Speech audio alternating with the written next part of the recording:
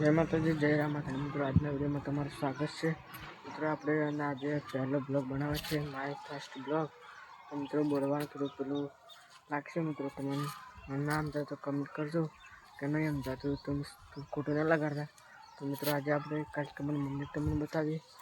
આમાં કાજો મિત્રો, આ પેલું સામને મંદિર છે ને, એ બગીચો છે, બધો સારો રહે.